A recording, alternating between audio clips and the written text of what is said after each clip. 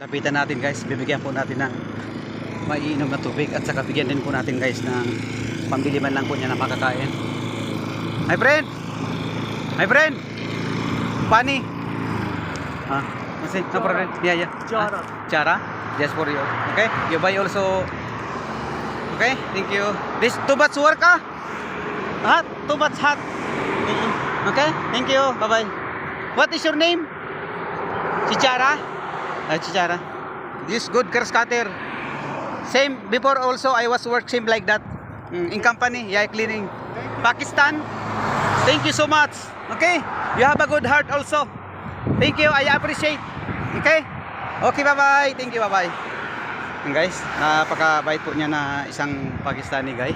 Kahit hindi po siya gaano makapagsalita ng English. Pero guys, napakabait niya dahil talagang na-appreciate po niya yung ginagawa niya. Yung na-appreciate po niya yung ibinigay po natin sa kanyang bagay. Ayan yung trabaho niya guys, oh. Past 12 po dito ng hapon, pero napakainit guys. Sobrang init talaga. Nagkataon lang guys, may trabaho ko dito sa area. Kaya pinunta po natin siya at nilapitan. Dahil nakakagawa guys kung titingnan po natin. Napakainit ng klima. Mabuti na lang guys, nagkataon. May dala-dala po tayong tubig at saka chocolate. At binigyan po natin ng hindi po ganong kalaki ang halaga.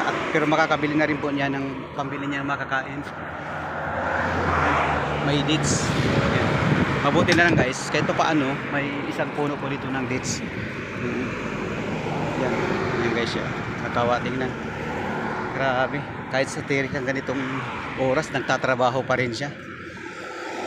Wala tayong magagawa kasi yan talaga yung trabaho niya.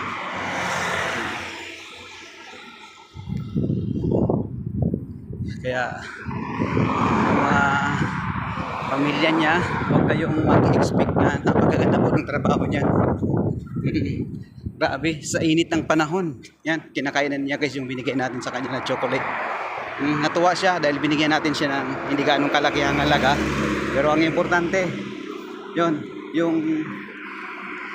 yung pagtanggap pa niya guys, yung pagtanggap talaga niya, yun ang napakasaya, napakasarap sa pakiramdam. Yung nakikita natin sa kanya na nagpasalamat siya, iba yung sign ng pagpapasalamat niya dahil hindi siya marunong po mag-English. So, salamat po guys sa mga suporta sa aking Idol Marbs. Salamat po, bye bye guys. Pauwi na po tayo. Bye bye, ingat po.